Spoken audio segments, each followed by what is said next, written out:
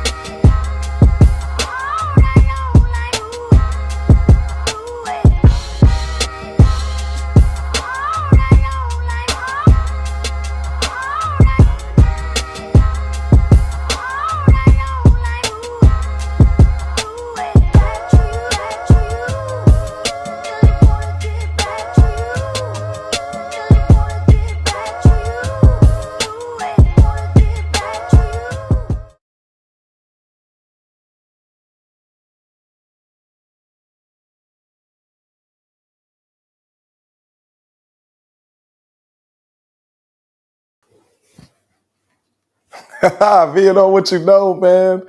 How y'all doing? How are you guys doing today, man?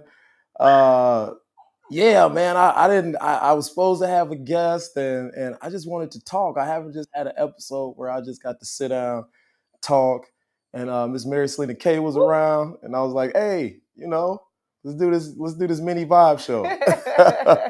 Come and join me, man. Y'all saw the topic. I don't think you're a liar. I just don't trust your perception of reality. Man. I just don't believe it. It's a lot of, I've run into a lot of this. I've run into a lot of people that the way they perceive reality, they draw a lot from whatever, man, their skewed view of reality. Mhm. Like I can, it might sound arrogant in me saying that, but I mean, I can say that because like my reality consists of other people's thoughts and their ideas. Mhm. I don't just trust in my reality because I realize that I'm human and that I also have trauma and everything else that we're dealing with nowadays. Yeah. You know what I mean? I have these my view of reality might be skewed, but my how I perceive and how I put out the information that somebody can actually bring in. My perception might be skewed, but my output won't be skewed because I'm also taking into account, hey man, what do you think about this? Mhm. What do you think about this? Am I looking at this the right way? So, I try to take in what other people think, the people that I trust, what they might think about situations. Yeah. But yeah, man, as always, I got to give a shout out to my guys over at Shop Talk 7 and Dope Living TV. Yeah, man, check them out on Shop Talk 7 is on you see it, the My Radio Chicago app, Roku TV. Check them out on Facebook. Check them out on YouTube. Yeah, check them out on all of the above every day, Monday through Friday at 7 p.m. They stop around 9 p.m. Mhm. So I also got to give a shout out to my peoples over at Dope Living TV Live, Greg Gray, Marcy, Gina. Gina got the DAG Awards coming up. Yes. Got the DAG Awards coming up, and Yes. y'all be hearing more about that. Gina does these the Distinguished Authors Guild Awards every year. And every year, man, because I respect her so much and what she does, I plug it. Like she does a great show out in Vegas. Shoot, I might go this year. Yeah. like for real. Yeah. For real. I need a vacation anyway. But yeah, shout out to my peoples, man. Marcy, Mo B, can't leave out Mo B. So what you do is you go on Facebook, you go on YouTube, you type in that Dope Living TV Live, type in Greg Gray, you'll find that show. Watch that at 7. And then they finish up around 8, flip on over to Shop Talk 7. They'll be well into the conversation and you can hear a couple of dope local artists. They are radio stations. So yeah, check them out, man. And Heritage Real Estate. Got to give a shout out to my homie, Bonica Henderson. Yo, V&O, what you know? I tell you what I know. Vanika Henderson of Heritage Real Estate is the top realtor in the Northwest Indiana region. Whether you're looking to buy, sell, or rent, Vanika can and will accommodate all of your needs. Give her a call today at 219-525-4018. Also, you can check her out on all major social media platforms. Just search Heritage Real Estate. Please do not sit on this opportunity to work with the best. Contact her today, 219-525-4018.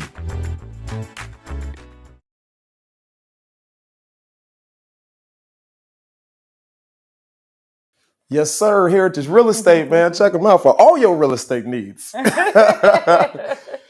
my homie, man. Grew up with her, man. I watched her hustle from nothing to something, went from assy to classy. I actually have an episode that, dope episode I did in February, Black History Month, of her, business credit bestie, Dewana, who has construction business and has her own credit building services.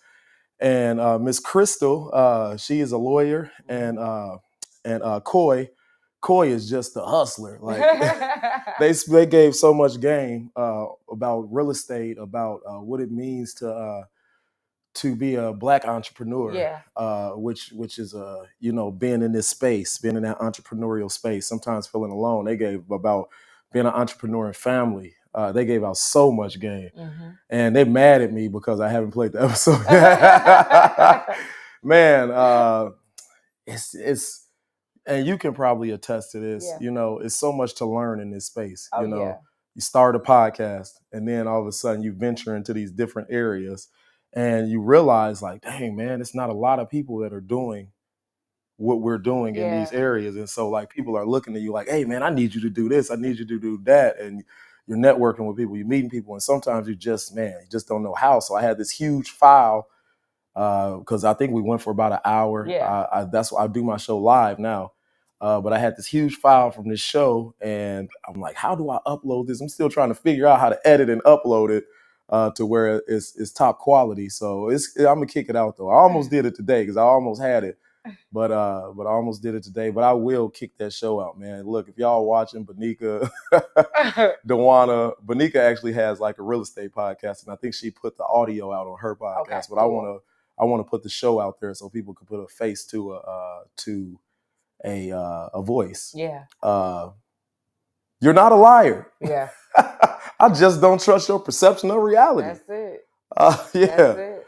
Yeah. So she said, "Oh, what's she say? You got a comment? Okay, Mary Selena. How you doing, Ma? I see you, Cranberry Rose. Love you." And man, we are not broadcasting live today from the Vibe Studios. We are live from the couch. What? Vibe House. From the Vibe House. We're live from the Vibe House, man. This is the white couch. Shout out to just some lovely people that allowed us when we were down to rent this house out. We were all going through these transitions in life. I'm gonna stick with the show notes. Okay, cool. Well, we're gonna get back to the topic. You're not a liar. You're not a liar. I just don't trust your perception of events. And with that being said, man, like, I realized that life is not always black and white.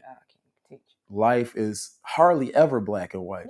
I think humans try to simplify life, and they try to make life out to be black and white. I think we try to, just into making things simple, either you lied or you didn't.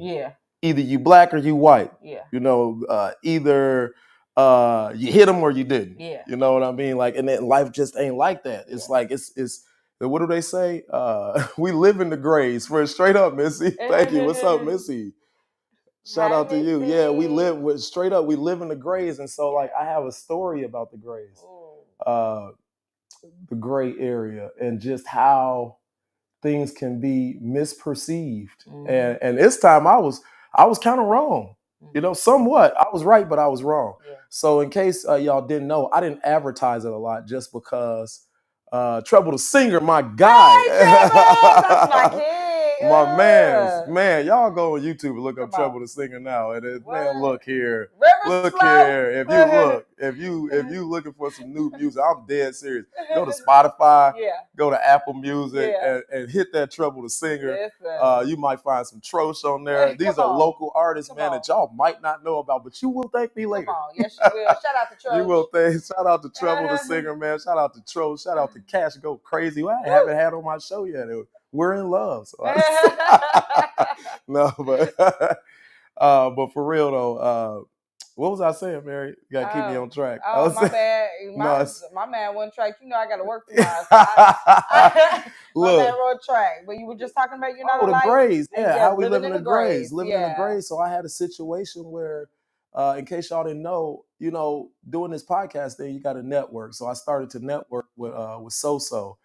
And everybody knows So-So know everybody, man. I got to shout out to So-So. Anybody that's big somebody in the Northwest Indiana, Chicago region, So-So know. Yeah. And I had So-So on this show earlier. So-So is a writer. She's a director. She writes her own movies, writes her own scripts, actress. She gonna be on Tubi here soon. She just wrote a movie. She actually had Smooch Wallace as it 1/4 of the vibe. Yeah, shout out to Smooch Wallace, 1/4 of the vibe. But I was doing this podcast with her, and I was going through a time in my life, and I was very disagreeable at times, and it is what it is, man. Like, and me and So-So, like, we got along, but like, she just annoyed me sometimes. Look, she's not a bad person. Yeah. So-So is a dope person, and it was just me in the space I was in, and we would argue a lot at times. We would argue a lot. I would go out to places with her. He said, I'm gonna make sure I bring Cash through there. Don't trip. Thank you, man. Appreciate you, Trouble. I know she's busy, man. Cash Go Crazy had to play, man, and all of that. So I know we gonna talk about that when she come on the show. But yeah, so me and So-So, we did the Speak It podcast. It was a relationship podcast. We did it on Mondays. And we had various people on there. Again, So-So know everybody. So-So works at Power 92. She DJ Ferris. She done met some of everybody. I'd be like, so it was a cat on ESPN that I used to listen to all the time. Jonathan Hood. And he used to come in and watch the podcast every now and again when I was on there with her. And X, what's up, man? What's up, man? There's a lot of dope artists checking in. When y'all see these names pop up, y'all go check these artists out, man. You go check out X 2 times, man. Yeah, y'all go check out X, man, on any major streaming platform. Y'all go check their music out. You will thank me. You will thank me, man. It's some dope artists, man. Y'all go check their music out. But yeah, Jonathan Hood would check in. So-So knew everybody, like I said. But so it got to the point where, well, I'm gonna tell the truth. So-So was always late to the podcast, and I'd be mad because I was trying to be professional and I would be on time to the podcast, and then we argue about that. She always had these expectations of me that I figured that she shouldn't have. That was just my opinion. That was her opinion. It got to the point where we had an argument, and last time I talked to her, she called me, said thank you, oh, thank you, man. Thanks, X, man. I appreciate you, bro. You love what we doing. Xavier, look, y'all he put it there, Xavier 2 times. Y'all check him out, man. I'm calling him X, but this is what you're gonna type in, Xavier 2 times on everything. Listen to music. Dope, man. Dope writer. Dope, man, I didn't see him live, so y'all got to go check him out. Y'all got to go check him out. Yeah, X, I'm talking about people I ain't had on the show yet, man. You do, man. Let's set something up. And this is how it happens, y'all. Yeah. This is how it happens. This is how you get people on the show. Man, thank you, bro. Thank you for being dope, man. Thank you for being a great artist, man, and putting your all into your craft, man. For real. Shout out to you, man. Shout out to Trouble the Singer. Everybody else I had on here. Everybody that's supporting, man. Ty Renee, of course, Smooch Wallace. You know what I'm saying? But shout out to all of y'all. But yeah, So last I talked to her, we got in an argument. She wished me a happy birthday. She wished me a happy birthday. I was at work, and I work construction for y'all that don't know. I'm an iron worker in Chicago, and I keep insurance on my phone because I break my phone all the time. So this was another day. I set my phone. I remember what I did. I set my phone on the tire of a boom lift. This mug is like 10,000 pounds of machine. No, this sounds smart. This sounds real smart. I set my phone on there, rolled over that mug. That evening I went to the Verizon. They was like, "Oh, you gotta go to the Apple store." By that time, man, it was too late. I couldn't make it to the Apple store. So I was without a phone for 2 days. Apparently, what I didn't know is during those 2 days, she had called me and texted me multiple times about our next show, what we were going to do on the show, how we were going to conduct the show. I didn't know. I didn't have a phone. So now she like, oh, he just going to ignore me and not reach out to me. Yeah. So boom, he off the show. Yeah. So like y'all have been asking me like, what's up with the show? What's up with Unfiltered? You going on a relationship podcast? I said, I don't know what she doing, man. It's like, forget so. She didn't put me off the show. I'm not dealing with her.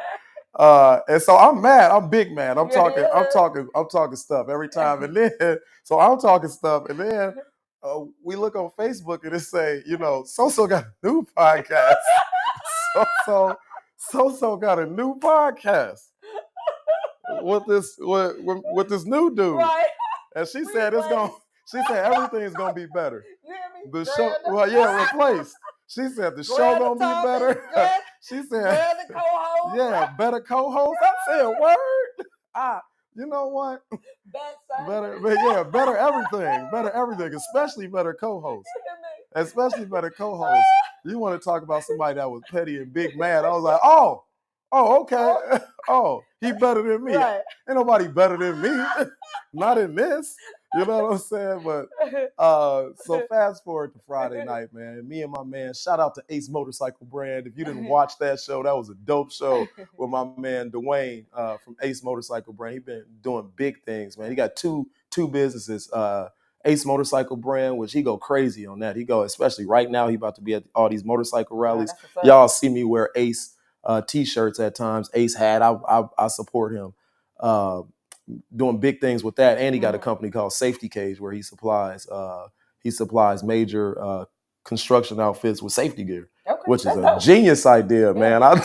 That's a genius idea because it's to the point where you need safety. Anyway, I went out with him. I went out with little bro Dave. That's his. I call him little bro, but he big bro in the business mindset. Because I listen to Dave. Dave is like 24, 25 years old, something like that. And Dave actually has a detailing business, but this ain't just any regular detailing business. Dave charged big money, like weekly paycheck money for us regular folks to detail your motorcycle. He takes it apart. He works with like some major cats out in Chicago. He's worked with people in the mills. Anyway, shout out to you, Dave. I forget the name of your business, but I will let them know if you check in with me. Anyway, we go out. Anybody to know the Homewood, Illinois area, we are in the Northwest Indiana, Chicago region. Yeah. But Chug-a-Lug be popping. It's live artists there. It's just a cool environment. I think they got games and stuff like that. They got a basement. They got a main level. They got a rooftop. Oh, that's dope. So yeah, we started out. I went out with Dave, and then we started out at the rooftop, man, just clowning, just having a good time. Dwayne has been without his motorcycle lately, so he runs a motorcycle brand. This is his love, so he's like, man, been feeling some kind of way. Yeah, it's getting fixed up. He actually is getting it. It's nothing happened to it. He just getting some enhancements put on it. Cool. But anyway, he needed a night out, so we chilling with him, man. We started out upstairs, and then the rooftop closed. We go to the basement, and everybody down there, you know what I mean? It's packed. People, it's music playing. People just vibing, talking. And who do I see? It's So in the corner. My Lord. And I was like, oh, what up though? What up though? And she hanging out, man. She kicking it. I got to meet. She was with DJ Lil Jon. Lil Jon. My guy is actually DJ Lil Jon. Stop it. I knew him as a kid. But then DJ Lil Jon actually has his mixes playing on Power 92, I believe. Yeah. 106.3. Big time DJ in the Chicagoland area. Everybody know him, man. DJ Lil Jon. Shout out to you. Got to meet him, man. Got to chop it up with him. But I got to talk to So-So. And so this is that gray area that we live in. You know, when I talk to her, in my eyes, you wish me happy birthday, you never call me, and then you replace me on the show. This is premeditated murder. Like you really did that to me, huh? You really played me to the left. And so, and she like, boy, what are you talking about? I called you. I said, you didn't call me. She said, I called you and I texted you and you ignored me. Yeah. She showed me her phone. I show her my phone. I'm looking at the dates and I'm like, oh, snap. It's like April 24th. That's when she texted me, called me. I said, so my phone was broke for 2 days. Mm-hmm. She was like, but I texted you and you called me, and I just gave her a big hug, and I was like, hey, like, you know, we have our beef, we had our arguments, but man, I'm sorry that this happened like this. Mm-hmm. And man, so many times in life, things like that happen. This was a major misunderstanding. Like to the point where she was mad at me. She didn't replace me on the show. Listen. She replaced, and I never advertised Speak It Podcast. I'm advertising it today. I never advertised Speak It Podcast because I'm going to tell you the truth about Speak It. Like, it was a task for me to go. The show used to start at 8 o'clock on Monday nights. I had just done my show Sunday night at 7. And now here I am on Monday at 8, and I'm doing this other podcast. It's a task, but every time I got on there, sometimes we would argue, but a lot of times I would pour my heart out about how I felt about love and how I felt about his relationship podcast, how I felt about my marriage ending, how I felt in the moment. And we had related topics, and it actually was very therapeutic. And I didn't advertise it because going through this major transition in life, it's like, man, I don't want my people to see me in that space. Oh. You know, if you catch me on there, you catch me on there, but I don't want to advertise it and show myself in that space, in that vulnerable space that I felt like I was in. And sometimes I was just free, and I didn't get to, you know, I have a reputation to uphold here on the VNO. But there on there, man, I felt like I could just be free. I could talk how I wanted to talk, y'all. So I just be talking, like, you know, sometimes y'all be like, yo, that's Ron. Yeah, that's me. All kinds of toxicity coming out. Ron G from the G. Yeah, but I try to keep it. I keep it clean, and I try to keep it inspirational on the VNO. But yeah, man, we had a major misunderstanding. Yeah. She didn't kick me off the show, replaced me with somebody else, said he was better. Can grow you. Yes, it knows. Straight up, Missy, it can. And me, I'm a vulnerable person at times. You know what I mean? Because I'm a grown man. You know what I mean? But I allow myself to be vulnerable. Mm-hmm. And yeah, I allow myself to be vulnerable on this show a lot of times. But for the most part, this show is not about me. Yeah, it's about, you know, these ordinary people with extraordinary stories that I'm highlighting. And I haven't done a show like this in such a long time. And it was refreshing to be on there at times. But yeah, she put me off, but it was a major misunderstanding. She had called me. She had texted me. I ain't answered. She trying to reach out to me about the show. So she was like, oh, you got beef. Mm-hmm. You know what I'm saying? So you evil. I'm thinking she evil. And you're not a liar. I just don't trust your perception of reality, you know, and that's on both of our parts. It is. In that situation. It is. I mean, in every situation, unless you by yourself, it's on both parties. You know, one of the responses to somebody not communicating could have been, I hope they okay. Yeah. You know what I mean? Like, you never know what is really happening to people. Even if you see them on Facebook, even if you see activity, you don't know who has access to their activity. You don't know who, you know, was actually online or not, or, you know, but all of those things, it definitely points back to the importance of communication. Yeah. And I mean, every bit of, you know, even the little stuff that we don't think is important, it needs to be communicated so that people have all of the information to draw proper conclusions. Yeah. Yeah. And then sometimes you have this. That's it. You know what I'm saying? Like, I don't even know who to tell my phone is broken, mm-hmm. You know, but it just so happened that my phone was broken, and it just so happened that during those 2 days, she texted me about the show and I ain't answered. Yeah. Then you call me about the show, I ain't answered. Yeah. Now, anybody that know me, man, know that like, hey man, I can have conflict to keep it business. I can have a conflict with you. We can get in a mini argument. I'll be the first one that if I was wrong to apologize, or even if I wasn't wrong, to just get past it. Who cares who's right? That's the way I feel. You know what I mean? So I'll just get past it, and I'll always answer the phone. That's what I told her. I gave her a big hug and like, look, I don't care what kind of beef I got with you. This is business. I'm not about to just walk away from the show and not talk to you. You know what I mean? But to a certain extent, that's what I did. I was like, she didn't reach out to me, so hey, I thought the show was off. You know, but yeah, big, huge misunderstanding, man. My perception of reality was that you just dumped me, and her perception of reality was you just dumped me.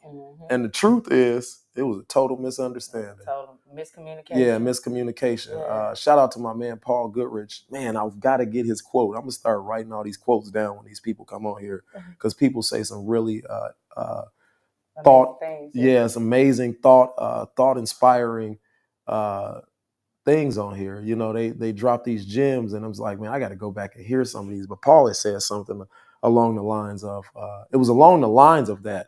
Like we get so angry at people sometimes, and because we think that whatever they did was intentional, when in all reality, man, it's just we're all human. That's it. You know what I mean?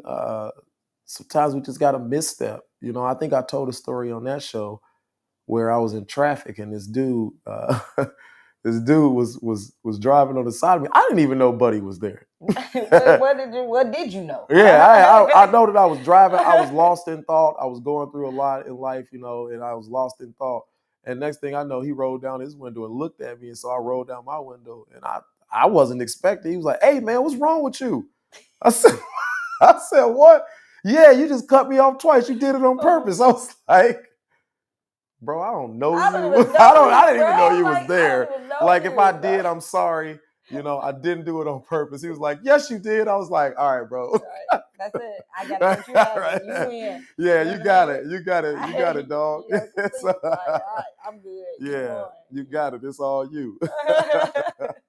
It's all you. Mary, I've talked and talked and talked. You have. I've allowed you. I mean, like you said, this is one of the first times that another time that you've gotten back to doing this. So just allowing you to kind of speak, and then I'll just, wait for it. But with that, like you're saying, it's always, and you hear people a lot, they talk about my truth. Yeah. And at what point does your truth matter to the truth? To the perception of reality. Like, you can believe that certain things occurred or happened. Mm-hmm. However, like you said, I actually don't even just accept the truth or my truth as a reality. I actually ask other people, like, am I wrong? Did I see this or did I not see this? Or anything like that, and you're getting that because that formulates the truth.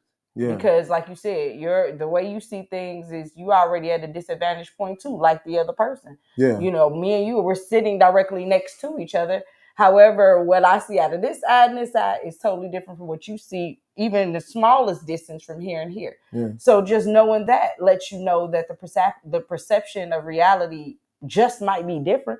Because I ain't see that. I missed all of that. And then the things that are of my interest, I was zoomed in on this, where you were more so zoomed in on that. And that's also just, our makeup. Yeah. Like you said, just that human experience, just chopping it up to being flat out human. Everything isn't with the ill intent. Yeah. The Bible, who I think if you really study it, you'll find the makeup and the thoughts of human beings. Tells you out of the mouth of two or three witnesses, 2 or 3, not one. Yep. 2 or 3, let every word be established. Get some more. Yeah, get some more, man. We ain't trust you. We don't trust your perception of reality. Yeah. Who else saw this? Who saw this? Right, who else saw this? Like, we ain't just gonna believe you by yourself. You never even witnessed a court hearing when they just had one witness. Yeah, right. And usually you lost, man. Like you drag one raggedy person in there, they be like, nah, man. Like, we don't. No, we're not rocking with that. When you're attempting to get on the witness stand and just stand and testify yourself, a lot of those you lose, Right. Because it's only your view, and so we can't trust you. You're the one actually sitting over here in the defendant seat. Right. So, like, why trust you? It always cracked me up when, like, back in the day, you used to look at people's court and you get somebody and be like, yeah, I brought my cousin. He like, bro, we don't trust neither one of y'all. That's like, yeah, we don't know, man. We're not rocking with your cousin. Right. Say that. Of course, he gonna say that that's what it was. No, we need an unbiased opinion. Yeah, a reliable witness. A reliable witness of the things that happened. Right.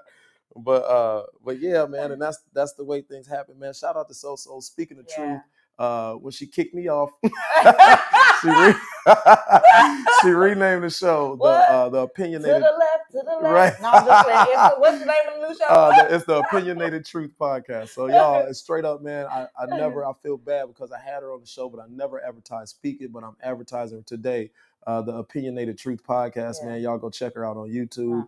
I don't know her new co-host, but go check them out. I told her that I would go on there. I said, hey, don't go replacing them. You know what I mean? I have my time. Things happen how they were supposed to happen. Absolutely. And that's another part, right? Yeah. That's another part that you have to calculate in the formula. Yeah. That God has a way with certain things. And so if it was up to us, we wouldn't let nobody go. We wouldn't let anything go. We would continue to devote ourselves to, the different projects that we have, but God has growing for us to do. Yeah, no doubt. And so he has changed for us too. Like, this was a season for you guys. Guess what? I got a new season. That's one thing that you can bank on in life is change. Yeah. Like, if you want to be able to say, you know what, I can definitely predict anything in life and win 100% of the time, is that change is going to happen. Yeah. And just even when we'll talk about like this is a season for this, but we're not realizing how we're relating that to seasons. Like you can bank on the fact that there'll be seasonal change, and it's what God wants. Yeah. You know what I mean? So he even wanted this situation to happen so that you could understand the importance of communication. So you could understand that everybody doesn't have an ill intent behind what it is that they are doing, that you could, regain a value for the podcast that you are. You had the privilege of serving on. Yeah. There's always lessons that have to be taught. It's funny that you talked about change because I was talking to a guy at work, which this job is driving us crazy. I was a foreman, and I kind of stepped down from being a foreman of this job because of everything that I was going through. And I think at times in my life, I probably would have felt like I failed or something, but I think it was a wise decision for me to step down because it was too much going on there. It was a lot of change happening there. And then in my personal life, it was a lot of change happening again with me getting divorced, relocating, some of the most stressful things in life I was doing at that point in time. And then I go to work and be stressed out. And I knew I was a ticking time bomb. Yeah. And I do want to say, I had said some words to somebody, and I want to throw this out there because I kind of alluded to it, man. If y'all didn't watch my show last week with my mother. Shout out to mom. Shout out to mom, man. Yo. Go and watch that show, man. I'm such a sentimental person. Jesus is the way. I'm playing Queen. You make tears. Don't do it. You real, y'all. Right. Look, I love my mom, and I almost forgot. I thought it was going to be a sentimental show, and my mom is absolutely not that. See, that's how she lived her life. She lived her life hardcore. And yeah, man, I love my mother, man. Shout out to Please don't tell me that's her. Yeah, shout out to my mom's Mr. Get This D, man. You already missed, y'all. This is Mr. D Smith, period. Mr. Get This D from Shop Talk 7. Thank you. Shop Talk 7. That's one of the big bros, man. Shout out to you, bro. Thank you for joining in. But yeah, my mom last week was man, she was it turned out to be very funny. But why did I even get on that? I don't know. Why did I get on that? Yeah, I said change. I was talking about change. But that's right, because I wanted to say, like, I talked about this last week with my mom, but there was a perception of what happened. I was kind of upset about it, that I had said that I was going to commit suicide. Mm-hmm. And I was like, yo, man, like, nah, I mean, I was going through some things and sad that day. But like I talked about with my mom, I think as human beings, we have thoughts of suicide. Mm-hmm. People go through it, man, and people feel like they're alone. And I'm just one that talks about, if I have a thought, then I'll talk about it. Mm-hmm. You know what I mean? Is let's talk this out, man. And at the time, like one of the guys at work, he was a foreman also with me, and I'm trying to look, I was telling him I'm having a bad day, man. I didn't even think we was gonna be here. It was raining, and I thought we was coming and leaving. My mind is prepared to come and leave. My car was messed up. I'm trying to figure out how I'm gonna get home, what I'm gonna do when I get home, how I'm gonna put my car in the shop. On top of, man, I'm getting letters, that deal with lawyers for the divorce and stuff like that. House. It was kind of up in the air. I almost lost my house, but we end up, thank God, man, that we end up able to sell it. Shout out to my ex-wife, man, because she kind of did make that happen. I ain't gonna sit up here and lie. I was in a space, and she did a lot of the work. And then towards the end, I came through and did some work. But yeah, had a lot of that on my mind. People just don't understand. I mean, like, it is what it is, but at the same time, when you don't understand, you affect me. And so let me tell you something. I said something along the lines of, man, would you hear me out? Would you even care if I was dead? If I did myself in right now, would you care? So I said something like that, and he took it as Ron said he was going to commit suicide. Now, that did open up the conversation for me to have with my boss about like, hey man, are you okay? Are you mentally like, nah, man, I'm not okay. And yeah, can I step down on this particular job because it's just a lot going on in my life. And I did, but I was, as I think back, I'm angry that was the perception, because as bad as life is, like I talked about with my mom, as bad as life can get, boy, life is bipolar, man. You know how like life can flip from bad to worse, from worse to worser, all the way to great. All the way. A lot of it is your mindset about it, and some of it is just what happens, man, in life. You know what I mean? Like, I knew that I was at the tail end of a lot of the stuff that I was going in. Why would I do it now? Like, shoot, man, I should have done, if I was gonna do that, right? If I was gonna do that, I would have done it like a couple of weeks ago. When it started. So yeah, I was upset that was the perception that and I didn't know how to voice it, and I have to sometimes you got to ponder on things, and I respect life too much to do that. I respect life. I even in the worst of times, I even understand. I said in those worst of times that, hey man, shout out to me. Come on, bro. Because it's gonna get better from here. I said that on this show. Yeah. I was like, so no, man, I'm not about to check myself out of here, because I don't know what this ride got in store next. Yeah, I have no idea. So I was mad that was the perception of the events. Like, bro, I didn't say it like that. I said it so you could leak, so you could get off my back, so you could leave me alone. It was a little disheartening, but hey, man, life goes on. You know what I mean, man? Shout out to life. Yeah, because it does. It does. It ain't missing a beat for nobody. It has. It's on track as promised. It don't let anybody provide a side mission for it. Man, life be lifing. For real. And if you want to take away from anything. Yeah. In this world, take life, have life. Yeah. Like, you want to be encouraged, inspired, driven and motivated. Yeah. You can definitely be done. Check in with life. Check in with life. If you want all of the above, straight up, pay attention to life, check in with it. Right. And I do, man, don't get me wrong. I understand weak mental health. I understand people having moments of weakness. I do divide your mental health and having a moment of weakness from your actions. So like you can have, weak mental health, but I divide that from actions of people actually, going through with it. Because some people, man, they don't realize that, how much people love them. You do. It's again, you're not lying. I just don't trust your perception of reality. And your perception of reality says nobody loves me. But in reality, there are people that love you. There are. What it is a lot of the times, even when people say that there are people that don't love me, they're looking for particular people to love them. And so they'll make those statements like, okay, nobody loves me. But who were you looking for to love you? Because in that search, you missed out on all the love that's being provided to you. Yeah. And on top of all that, love yourself. Brother.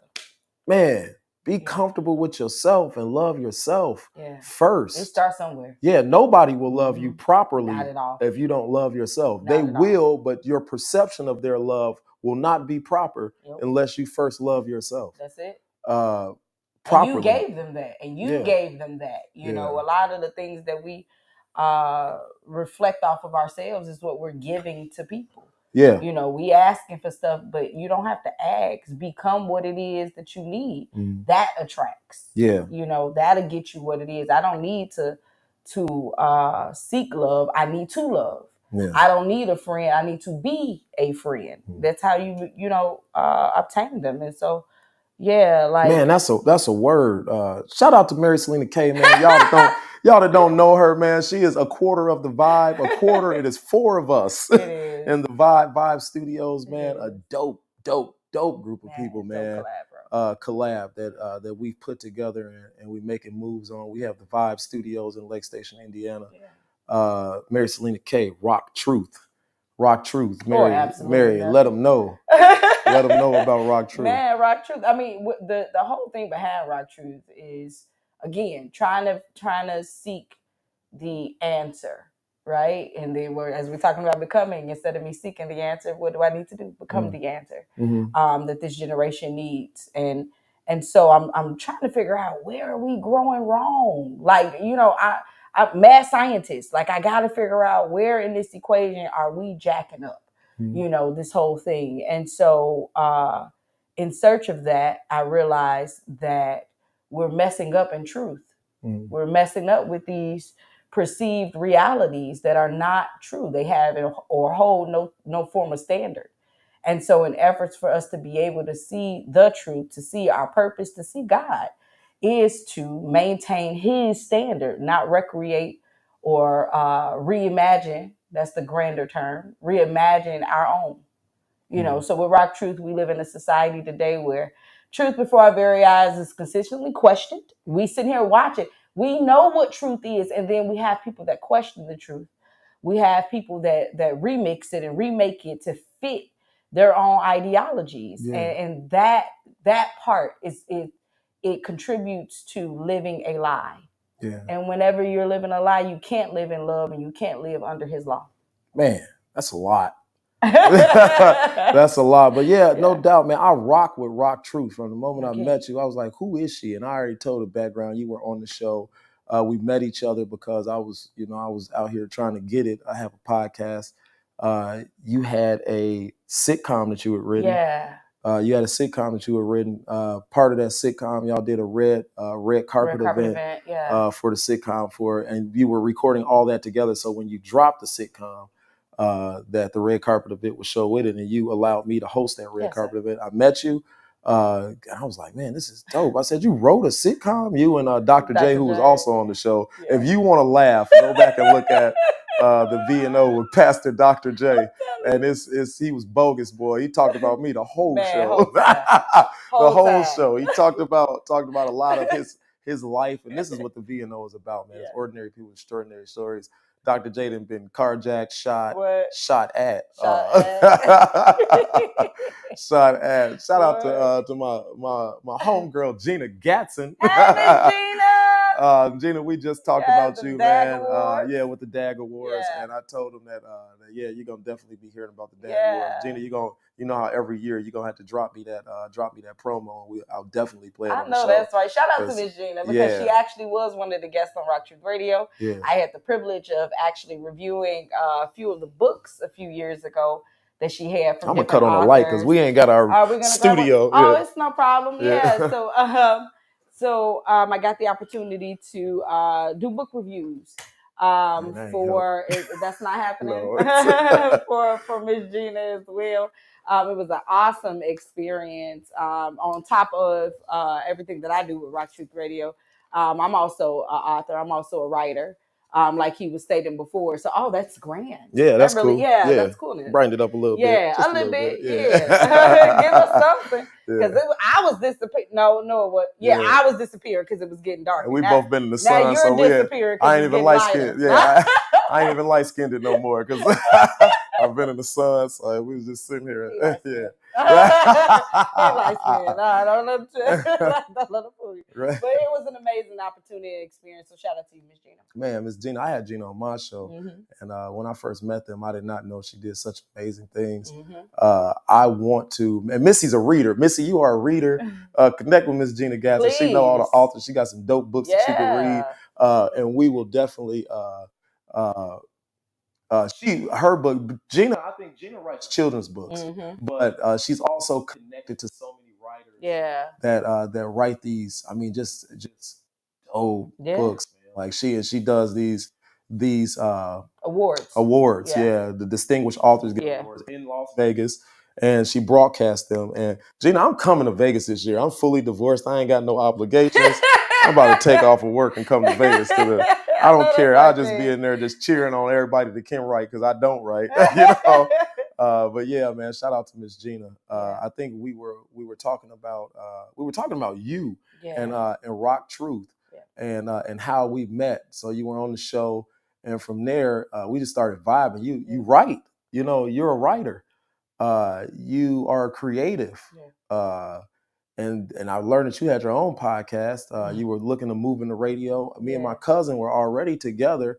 My cousin, Life Coach Jeff. Yeah, shout out Jeff. Yeah, Life Coach Jeff. She said we're at Theater 47 this year. Okay, wherever that's at, I'm there. Right. Wherever that's at, I'm there, Gina. I want to be a part. Right. But we was rocking with that ain't like Studio 51, is it? Where I'm at in life, I'm really there. We're in. Right. No, but straight up, man. So we collabed. Yeah, we collabed. Life Coach Jeffy, I think he had you on the show first, and then I put you on right after. Yeah. And then I was already moving hard with Smooch Wallace. Man, in case y'all don't know Smooch Wallace, man, you will know Smooch Wallace. The Vibe Studios are moving hard. We're making some unconventional moves. Come on, okay, listen, unconventional moves. All God. I'm not gonna lie, man. Let's just tell it all. Let's she in Park Forest. That's cool. I come to Park Forest. I'm still going to Vegas. Like yeah, right. That's cool. I will definitely be there now. But dope moves. Yeah, dope moves with Smooch Wallace, man. Smooch, we're making some unconventional moves. Man, so earlier we were on a call with Republicans. Yeah, with some Republicans. Republicans. Looking to do some just because, man, we just believe that, hey man, expand your mind. That's it. Don't be in a box. That's it. Yeah, I listen to what you got to say. I didn't sit down with people that they don't like black people. And I wanted to hear their opinion on why, you know what I mean? Like, and sometimes I understood. Like some of there, I understood why you think like that. I think that you need to change why you think that, because the world, again, is not black and white. I think you need to change your views. But I would sit down with just about anybody and just hear them out. Yeah. Hear them out, what they got to say about and how they feel about things. But yeah, so we started. I was rolling hard with Smooch Wallace. Smooch Wallace is so talented, man. Dudes, if you don't know Smooch Wallace, go right now. I talked to him when all the artists checked in earlier. Go on Spotify, go on Apple Music, go on any major platform, YouTube Music, all of those, and type in Smooch Wallace 3. Or is it Smooch 3 Wallace song? Smooch 3 Wallace. Either one, check it out. Yeah, Smooch 3 Wallace. You'll hear Netflix and chill, man. He got some major Talk to Me Nice. He been really highlighting Talk to Me Nice. He's gonna be dropping an album here again soon. Yeah. And these are not listen to it, man. These are not shabby artists. Smooch just hits with some hotness, and I was like, man, you need to go ahead and drop this music like this summer. I mean, because I'll be rolling through the neighborhood, bumping unreleased music in my car. Straight up, because it's dope to be us. Like we get to get the hottest stuff from all of the artists prior to dropping, because of who we are. Yeah. So yeah, we get to. You got the windows down and people looking at you like, what is that? Oh, this ain't out yet. Yeah, ain't out this ain't out yet. Like, I'm not just saying that because he's my friend. If he was terrible, I wouldn't say nothing at all. But he also does comedy, man. And y'all see, like, if you go to the Vibe Facebook page, please follow that Vibe Facebook page. If you go there, you'll see some of his clips drop. He actually got me to do a reel at one point in time. Smooch has been in. Smooch is an actor. He's an actor. Yeah, he's been in I think it was it Chicago Med, Empire. Empire. He had a speaking part in Empire. Yeah. Yeah.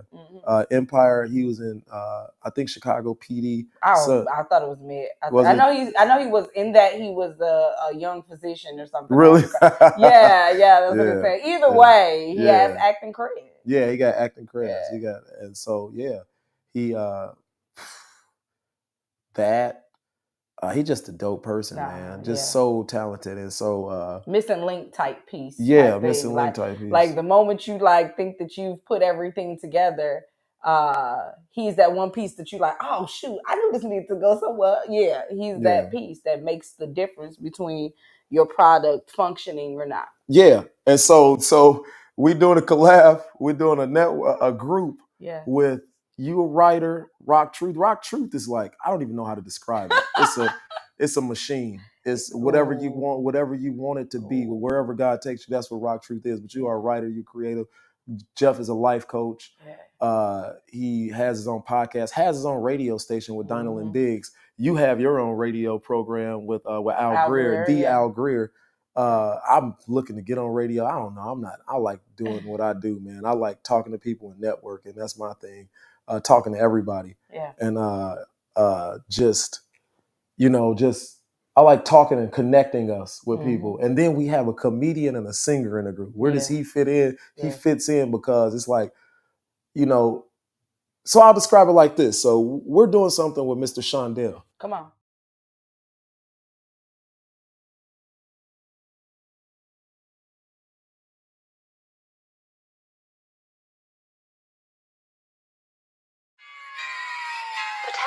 Yeah, no, so that was the flyer. We're doing something with Shondell. And Shauna. And Shauna. Yeah, what I'm talking about. Yeah, and Shauna.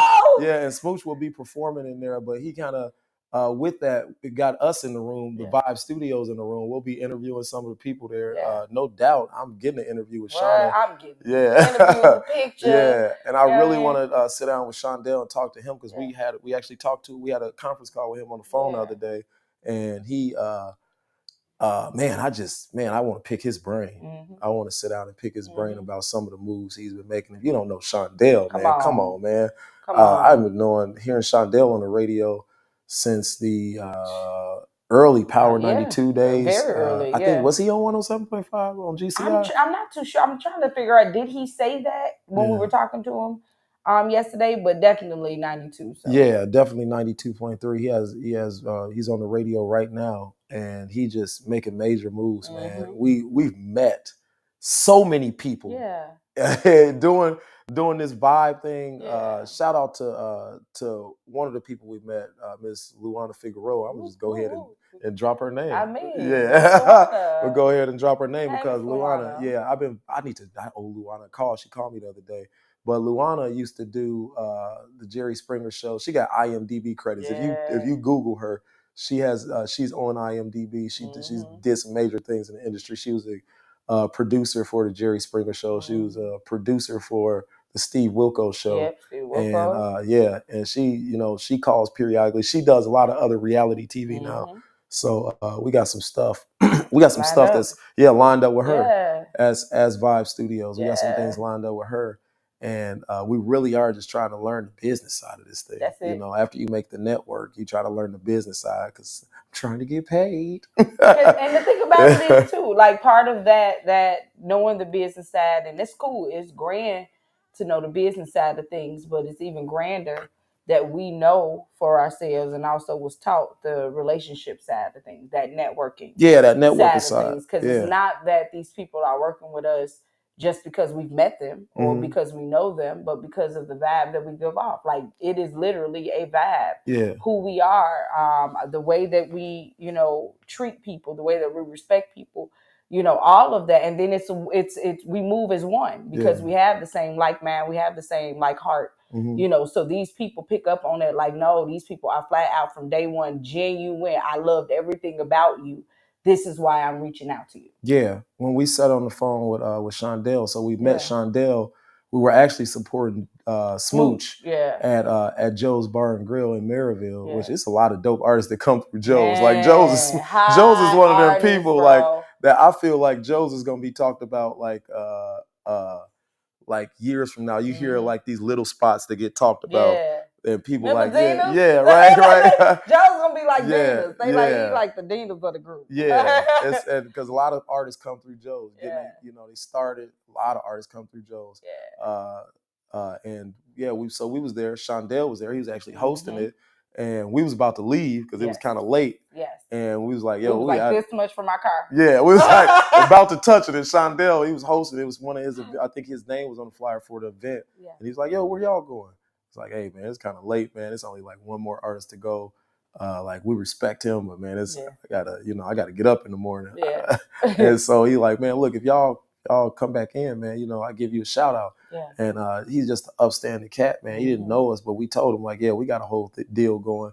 So we went back in, and he actually gave us the microphone and let us shout out Vibe Studios, shout out VNO Podcast, VNO What You Know, we're ordinary people with extraordinary stories. He let us shout out Rock Truth. Rock Truth in the building. Rock Truth absolutely nothing. He let us shout out Redirect, Regroup, Refocus with Life Coach Jeff. And no doubt we shouted out Smooch Wallace. Yeah. And from there, I think he said he contacted you about, just kind of doing some things with him. He said he liked our vibe, and just sitting on the phone with him and I asked the question like, yo, how did you get to this point, man, where you are Shondell, bro? Like, I seen your name on the flyer. I mean, he just did a Mother's Day comedy channel. With Eddie Griffin. Yeah, with Eddie Griffin. So I was like, bro, how did you get to that point? And he just kind of, man, I was just taking it all in. He was just telling us how, how he started off and how and he got into some of the money side of things about how, to get investors. And this wasn't the first time I had heard something like this game. A lot of times people come in this, man, you got the talent, but you ain't got the money. Folks don't have money like that. You talking about, but he was just telling us there are people with money that are not doing anything with the money. And instead of just letting the money sit there, they see you in a space and they see you surrounded by all these people. And they like, hey man, take this money and give me my money back plus 10% of what you've made off of this event. And so man, like he was talking about some major money. So I forget exactly what it was. But we talking about like he had to get some investors because like a big step that he made. He was saying he had to get into. He had to have $200,000. Well, no, I'm sorry. Was it like $800,000 for? It was an event that he had to be a part of, and it was like, and it had a venue involved, and people had to be paid, and it was like $800,000 that he had to have. And of course, like, I got $800,000 just laying around, but he was just saying like, yeah, man, I had investors, but the subject that I want to get into that we had written down was building.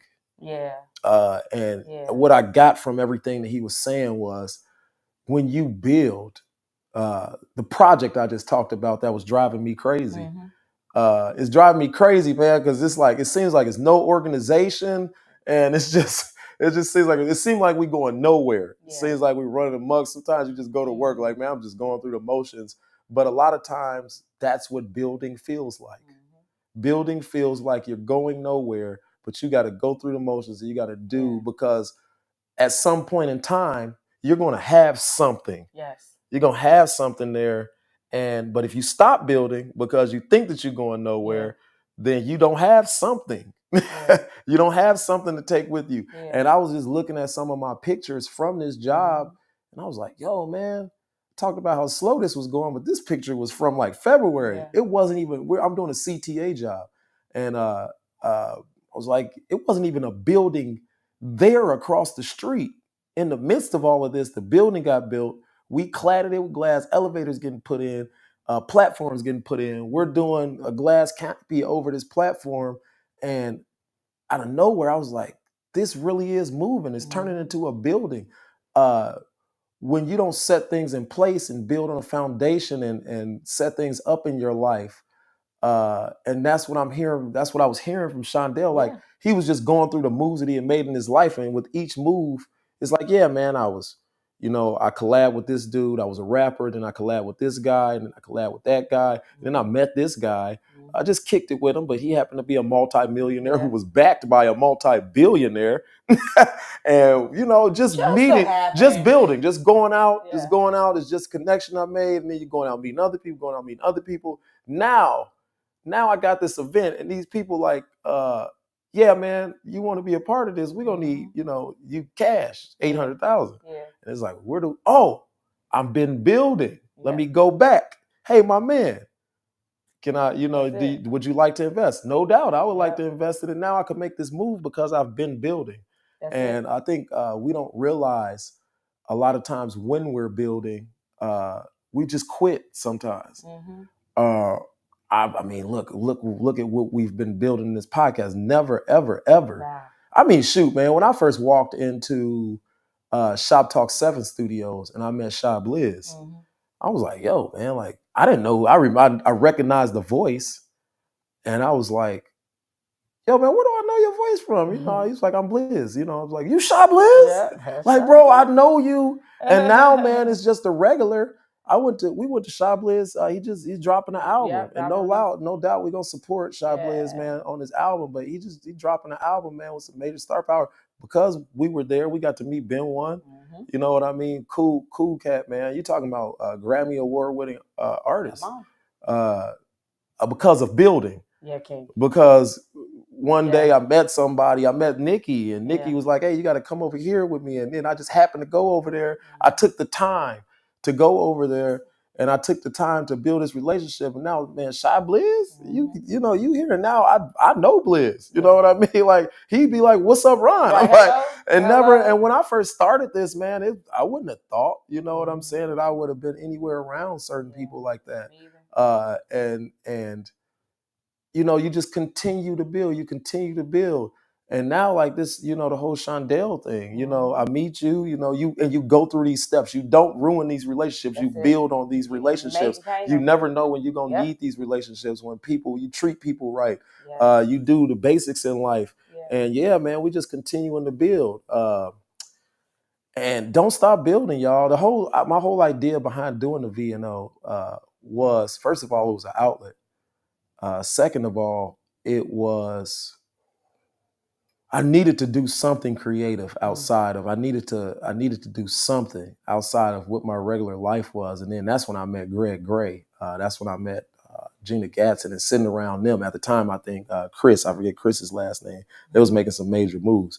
Greg Gray, he started to, you know, Greg the type, he liked to shock you. So like, I'm sitting there talking to him, all of a sudden, he throw up a picture of him and Jodeci.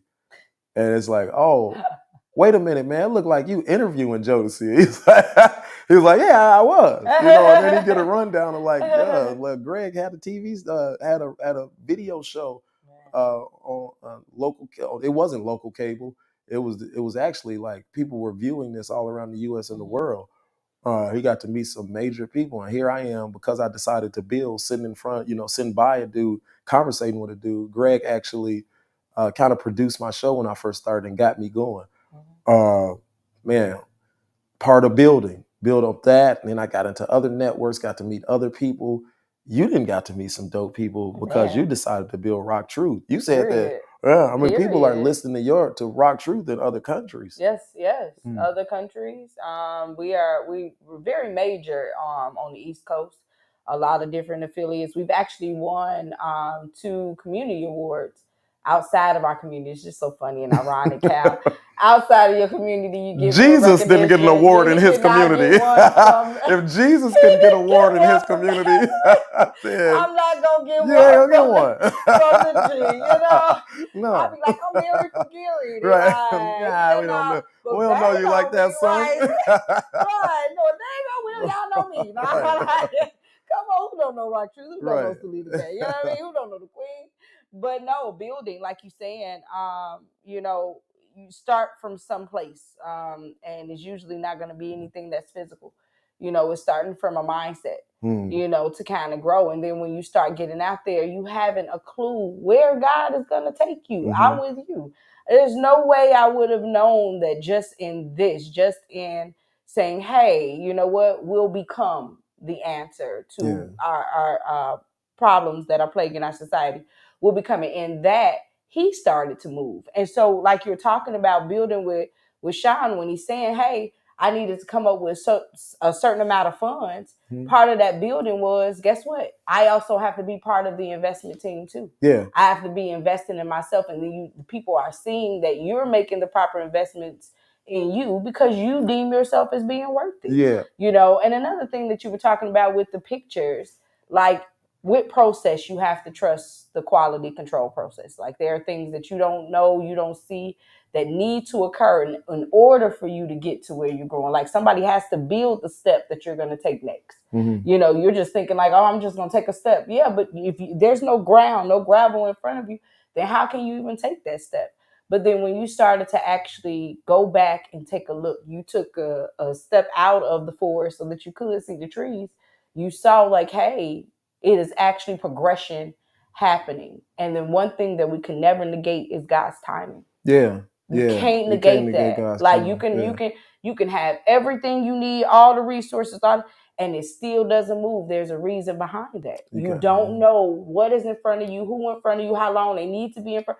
All you need to do is just to remain in position. Just, Smooch had a major question because all of us have shows and, he's an artist. Mm-hmm. And it's like, man, where do I fit into the Vibe Studios? Yeah. I was like, and what I learned from you, I learned accountability from Jeff. Jeff pushes accountability. Be accountable for for your feelings, for your actions, for everything about you. Be accountable for. What I learned from you is to just be, and part of man, you just learn how to be. Yeah. And when you be, you preaching some man that major billionaire Myron Golden is preaching. Mm-hmm. Is putting out there. Myron Golden is a billionaire with a B. Come on. And that's what he teaching people. People are paying. Look, man, if y'all don't know Myron Golden, man, I watch all these podcasts and stuff. Myron Golden, first of all, you don't sit in a room with Myron Golden to even hear this man live and in person unless you dropped at least $50,000. You had to drop because that's what he's saying is worth. What? That's the value in what he's saying. If you take it and apply it, you're gonna make that money back. Do it. And one of his major things that he talks about is just being. Mm-hmm. People say I try. No, you just be. Yep. Just be. Like how do I become a podcaster? You be. You be it. You do it. You be it. That's it. You be it. I get on here and I learn all of this stuff and I be it. Yeah. And I put out a podcast and you learn about, you start networking and you just be. And I learned to just be. And that's what I told Smooch, man, just be. And man, like he been going out just being himself. He gonna be y'all gonna hear his name, man. Yeah, you are. This is like not something you'll hear his name with major comedians.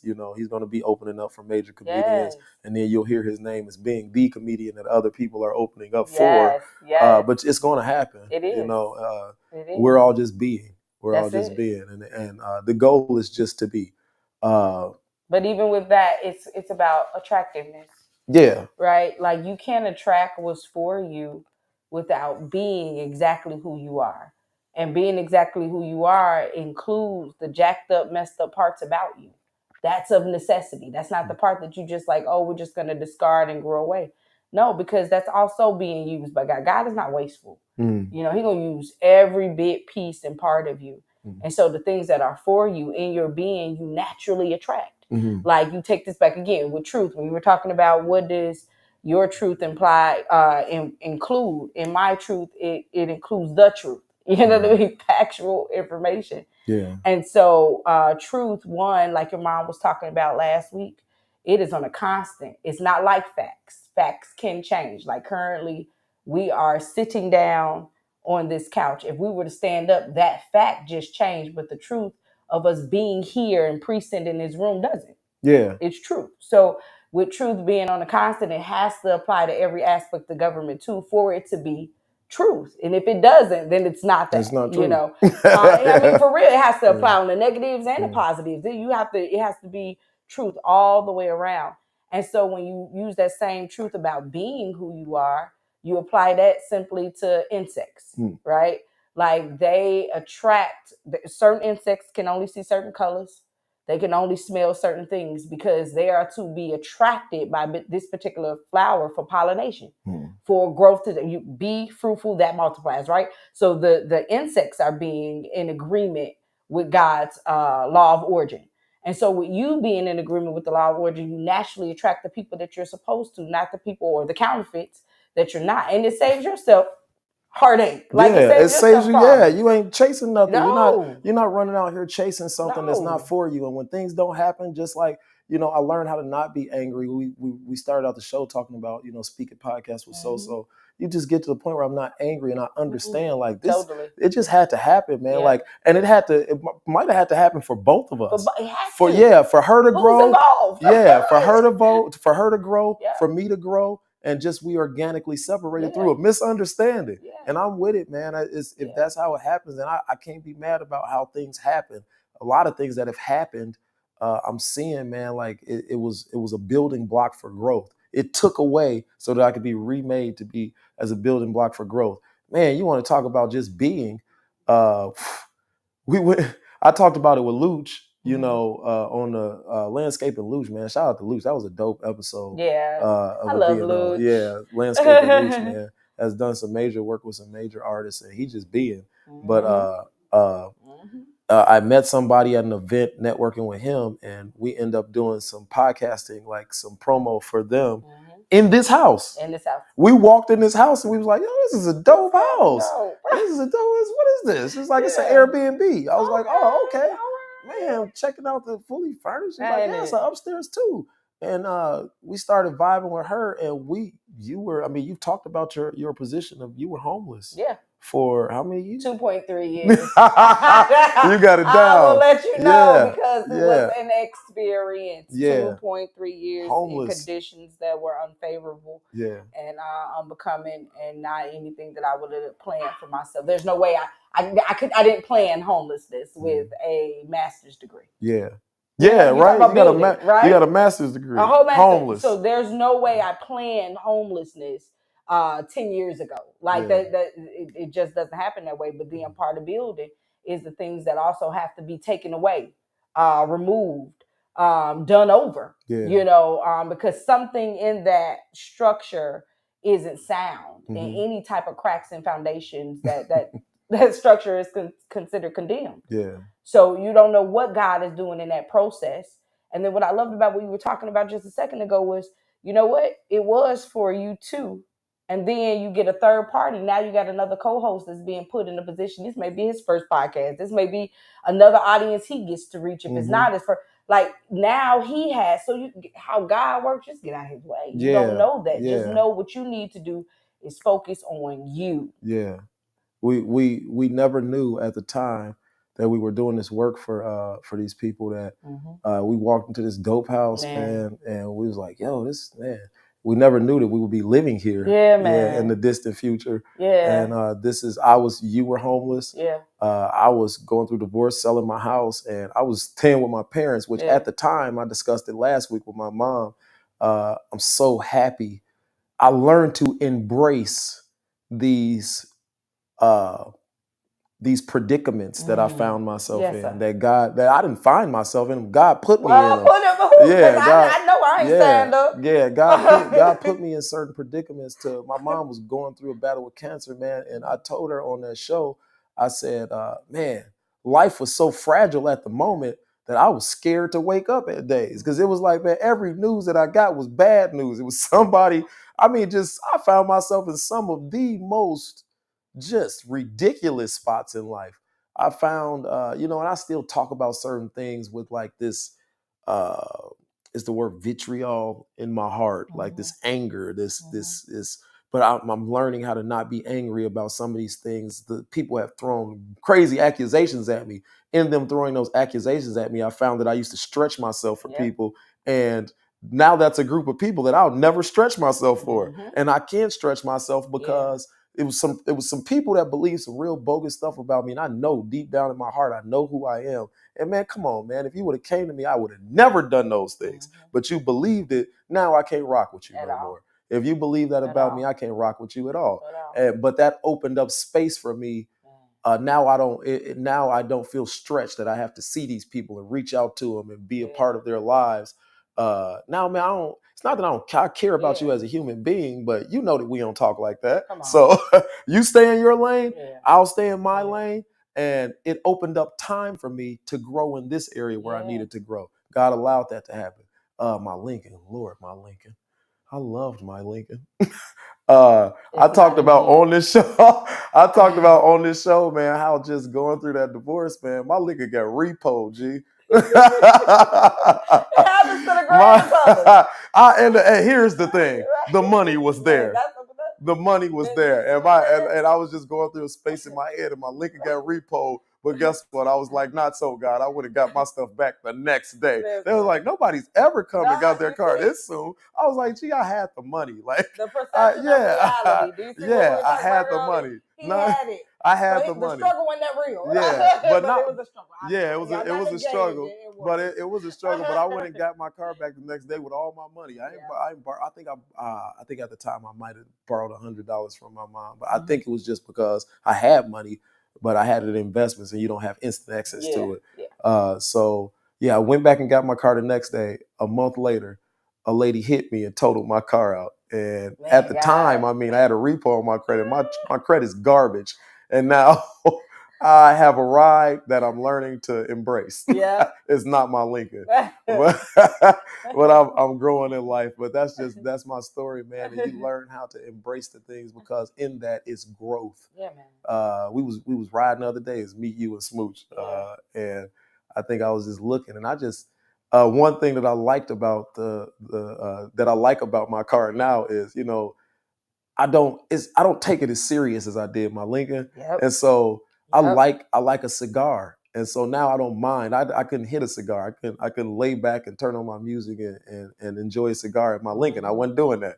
But in this car, I don't mind it, but I just embraced it, man. I do have a sunroof in this ride. So sunroof. So I throw open the sunroof and I sit back and I like oldies, man. I love Aretha Franklin and throw on some of that, man, and have a cigar and just embrace life. Embrace life for what it is, and appreciate it and feel blessed, man, that I wake up in the morning and I have another breath to breathe, and whatever comes, let it come, and we'll get through it, man. God willing, I get through it. And I'm learning to embrace the pain. But going back to my mom, you know, when I moved in with her, I was afraid. Like, my heart was just afraid of what next, man. It, like, so much outrageousness has happened. Like I said, people believing things about me, and it's like, man, like, if this can happen, anything can happen. I was just afraid that anything can happen. My sister was sick at the time, man, and just anything. And I'm like, but my fear met my mom's faith. And I'm thinking that I'm moving in their house because you got cancer, I'm gonna help you out. Not so. Not so, man. It wasn't nothing I could do with my mom. I said my mom was sitting up there looking like Charlie Brown. Her hair gone. Hair gone. She going through. She going through. She talked about me so bad last week. She was looking like Charlie Brown. My mom ain't had no hair, no eyebrows, and I just looked at her, and all I saw was an unshakable faith. Unshakable faith. And all I had was unshakable doubt about life, about God, about everything. And she believed this. She said, I ain't got cancer. I said, hey, you kind of do. Like, I'm just, you know, your hair's gone, you're going through. You kind of got cancer. But I watched her, and man, her faith fed my faith. And I'll walk out the door. She'll be like, God got you. I'll be like, God, you got me. He got you too. I know he got me. You ain't got to tell me. Okay. Right. Okay. In the midst of, I've never witnessed so many people, when I met you, in the midst of, you meet people at the top of the mountain that talk about when they was at the bottom. I've never in my life has God sent me so many people that are at the bottom and you never know it. Mary, when I met you, I met you, I mean, did I meet you at the red carpet? I met you before the red carpet event. You dressed up, you laid out, you know what I'm saying? You've written a TV series. You have a production company there filming this red carpet event, and you were homeless. I was homeless.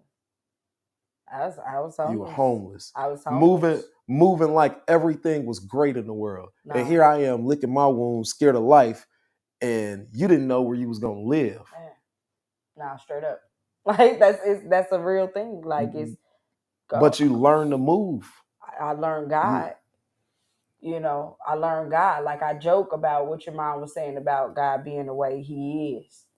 And like in every bit of that, I knew that it was gonna get grander. I knew that it was for his name's sake. Like he taught me himself. And so it was like, all right, whatever these results are, that's not my responsibility. That's not on me. So that's not even something that I have to concern myself with. I need to concern myself with what is before me, making sure I'm living in a precinct, making sure I'm not operating in fears and doubts. And even if they're coming, because they're going to come, these are, you know, human experiences, like you talked about with the thoughts of suicide, they're going to come. It's unavoidable because you have duality of flesh. You have two people in the same house who are opposed to each other, having to remain and stay in the same household. So it's still going to come up. It's just a matter of, I learned what to feed myself. So even in just, you know, dealing with God and Rock Truth, we had the cafe, and that brought about a fast. And in that fast, he kind of taught, you know, about taking things in properly here before you can take them in here. And so he taught what you believe over what you crave, your convictions over your appetite, what he said over what it is that you're saying, not necessarily what people are saying. So get over these things, overcome those things. And I had to overcome the appetite. My convictions, they ranked over whatever the storm was. Whether this, whether that, I knew that I could weather it because I didn't have to. He did. Listen, at the end of the day, if Rock Truth don't work out, guess whose reputation on the line? You think it's mine? Yeah. I don't think so. Yeah. He's never taken an L. He has a perfect track record. So why couldn't I not trust him with his baby? I made sure that I did things the way he wanted me to do them. Not, it's one thing about management and one thing about business too. You don't even own a business that you have. I don't own Rock Truth. I'm a manager and steward of it. So I have to go to the owner and ask him, how do you want me to run your business? That's true management, not just doing whatever I want or whatever it is that I think. Yeah. And there were things and moves that I made that, you know, I don't know if it was the way that I was supposed to, but they were done. Yeah. And even in them being done, it got me every place that I needed to be to actually do the job that he told me to do, which is infect the nations with love, with his law, with his principles, with his culture. And I got to do that from my living room when I did have a place. That's where it started. And then he just started the breakdown process from there, just cutting, slicing, dicing, everything, plucking, pruning, but never uprooting me. Repotting, replanting, but never uprooting me. And all of the things that would cut away, of course, they grow back double. Man, for real. For real. That's true. That's why I want to talk about our experience yesterday. Yeah. One thing I've learned in life, man, and that I've embraced, that that God had to send so many people to tell me, and that I was trying to be this ultra humble person and not accept it. But you have to accept it, man, because it is what it is, and that is that I'm a light. Come on. That I'm a light in a dark room. And I realize a lot of people, when I come into their life, they don't want to let me go because I'm a light, man. Yeah. I'll embrace you. I love people. I dislike people sometimes, but I love people, man. I love God's creation. I love those good parts of them, and the bad parts, I just, you accept them. You accept, learning to accept. But in being a light, you will attract people, and then also there are people that are jealous of the light. Oh yeah. And I realized, man, yeah, you get some, man. This is like, I hear people talk about haters all the time, but like, I never talked about haters because it's like, why give them? I never think that who. First of all, the way I think is, who am I to hate on? Whenever I see me first. Yeah, I'll have most of my life, not all my life, most of my life, I see me first. And so like you could tell me just about anything, man, and I'm not really looking down on you because when people start telling me ultra bad things that they've done or been a part of, my mind won't even allow me to be like, dang, I can't believe you did that. Because my brain is like, remember when you remember when you and so like in being a light, man, I think God allows me to be that light, because what God also gave me is, hey man, don't forget who you are. Don't forget your is it indiscretions? Don't forget the things that you've done. And so we went out, me and you went out. Jeff, I think, was at work. We asked Smooch to go with us. He was just chilling. And he was like, I'm going to meet some family. And so out in Michigan City, and then going to meet that family out in Michigan City, they called you and was like, hey, we had an emergency.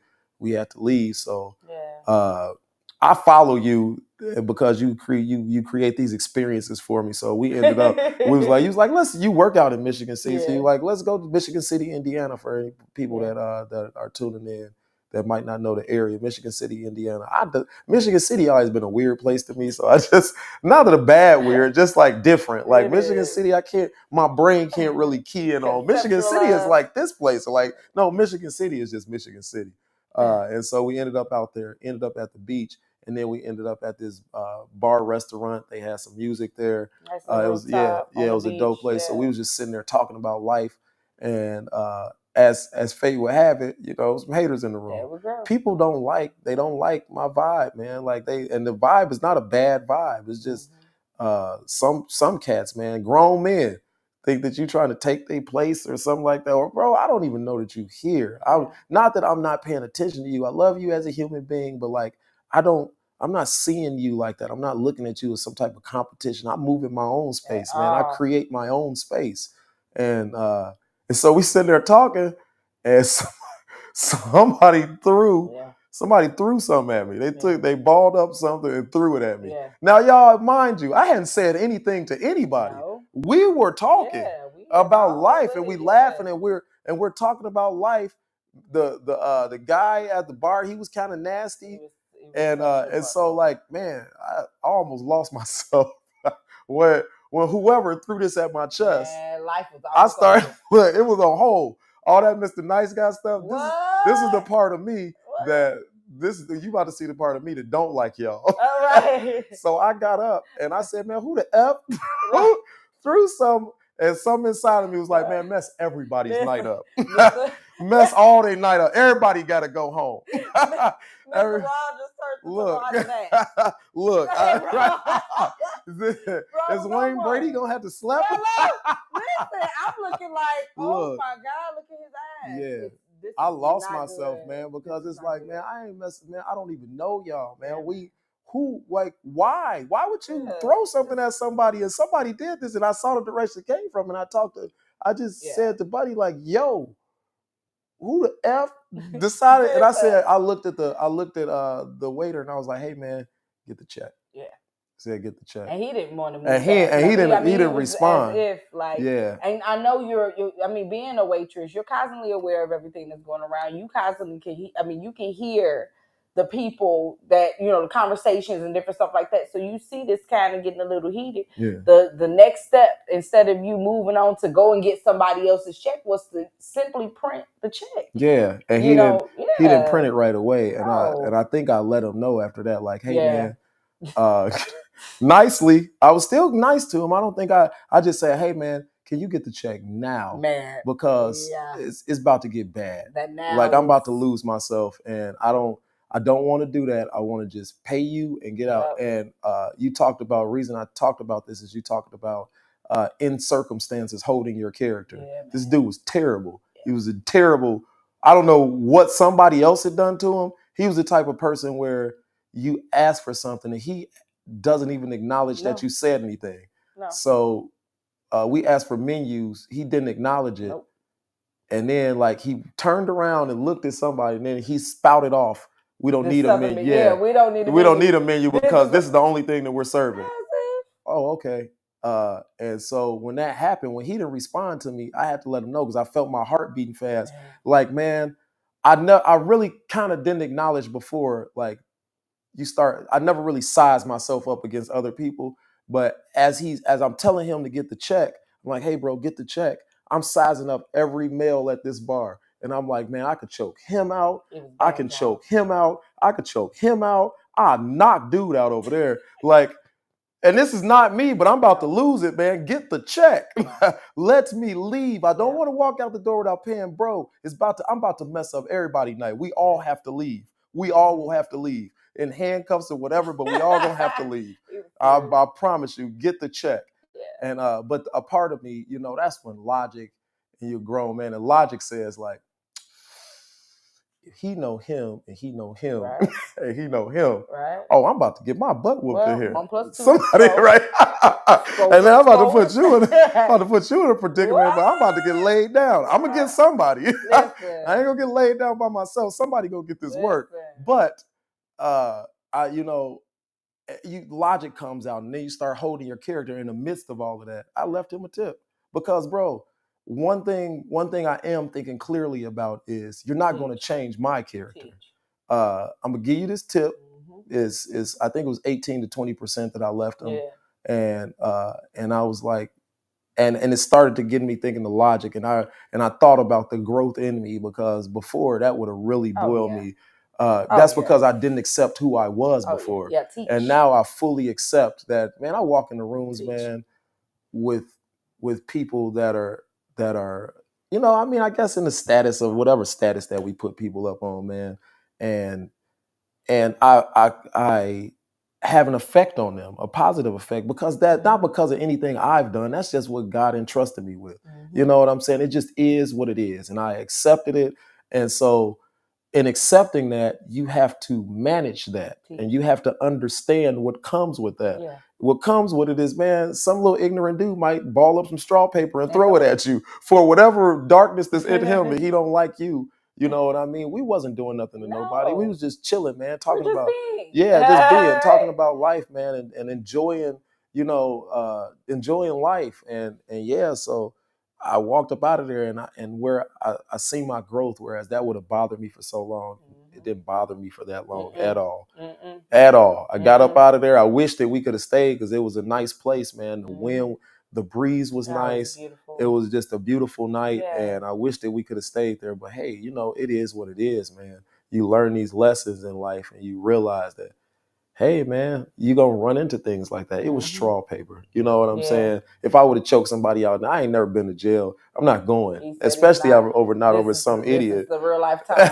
Right. From Boondocks. Right. I can't go to jail. One time last night, boy, I was about to lay somebody down, boy. Right, you was everything. Tommy, everything in me. I promise you, when it hit my chest, I looked around and something inside of me said, mess everybody's night up. Mess it up. Make everybody have to go home. And I was like, no, man, I'm not about to do that, man. I'm like, you think and you realize, like, and this is how bad things happen. This is how people mess up their lives for the rest of their lives, by making brash decisions over stupidity, stupid things. In case y'all didn't know, man, a young lady I had on my show, and I said it before, man, rest in peace. Please. It's Crystal Harris, Lil Baby, man. If y'all know G.I. Vicious, man, go. He did a live, I saw a piece of it, but I got to go back and watch it, because he poured out his heart. But Crystal, she got killed. She was on this podcast, and 2 weeks later, she wasn't with us. She got killed at the All-Star game, and just, again, man, just some stupidity. Some people that, from what I understand, that, look, man, ain't nothing worth a life. This was an argument at a Waffle House, from what I understand. Argument at a Waffle House, and she ended up losing her life over an argument, because people decided to up the ante, and decided that in one instance that everybody could have walked away from mad or however, and now she's not with us no more. And, you know, you think about things like that. Last night, I'm thinking about, like, man, I'm about to turn some straw paper into the rest of somebody's life. That's it. In somebody's life, or in my life, or the rest of somebody else's life. Just mess up a bunch of lives over something stupid. No, I'm good, man. I'm too grown for that. We got too much promise. Straight up. We too grown for that. We too grown for that. And that was what that was about, like you saying, as far as, you know, knowing our growth, you know, knowing where, you know, we're just doing and being in the place we're supposed to be at, you know, have every right to be, you know, rather, or You know, we're not causing any problems or anything. We're not doing anything to even attract that type of vibe or energy. Matter of fact, it's not even keeping to ourselves because the way we move out here, all of us in the vibe, when we see people, whether we know you or not, we nod hello. Love, you know, embrace. It's always love. I think even in there, I didn't know nobody, but if I met eyes with somebody, hey, what's up, man? You know, like that's just who I am. That's who you are. That's who we are. And so it shouldn't have been no beef. Shouldn't have been no heat. It wasn't no negative energy that was put out in there. But hey, you know, just like I saw my first learning experience really with that was when my house got shot up. You ain't gotta put out no negative energy for it to come to you. Sometimes it's just who you are. And hey, man, you know what? That had to happen last night. It did. You got to go back. See, the whole thing about it is, and shout out to Smooch, because it was some things going on, and the one thing that he said to me in that time that I hold to, especially beyond the season that it was given to me, because it was really given last year, so in a whole different season, but it's still taking me through seasons. And he said, in all thy ways acknowledge God, you know, in all thy ways acknowledge him. You have to understand that God is at play here. So when people are doing stuff like this, it's not them. They're not just up and just doing stuff. No, God is orchestrating all of this. He did all of this prior to the world being even formed. So this is in place, and that test was for us both. It was a maturation test. Yeah. Are you truly who you say you are? Are we in recognition of who we are as people? Are we truly mature? Because immature people in that situation would be reacting as opposed to how we responded. Yeah. We responded, even though dude was over there, he was still talking. I didn't know who it was. I still don't. Do you think you know who it was? You knew I haven't a clue who it was. I just know the dude was, you know, kind of talking and going back with the one dude. I had an idea that it might have been him, and I swear everything in me was like, knock buddy out. But again, man, he looked at him like, knock buddy out. Again, it's you know, I'm so happy for the growth that God has put in my heart, because God, I think last night it wasn't just, I mean, I've always kind of acted right, but after I've acted right, my heart still wasn't right. Me and you had a conversation about that. My heart, like it was times where I acted right, but in my heart, I was like, man, I wish I see, you know, whatever happened, I wish I see them on the street, man. I'm gonna catch him. Like I'm gonna catch him. I'm gonna knock him upside the head. He don't even remember me. I would start thinking of like devious things that I could do to people because they had made me upset. And last night, I can honestly say that after we left and we started driving, I was cool. Yeah. Like I really was, because I just accept who I am and what it comes with. Yeah. And then even looking at time, right? I remember we had about 10 minutes left in the day, and I'd be dang on. Yeah, you did say that. Yeah, we was gonna spend the last 10 minutes of our yesterday, one in the past, because the situation already occurred. We need to be over it. You know what I mean?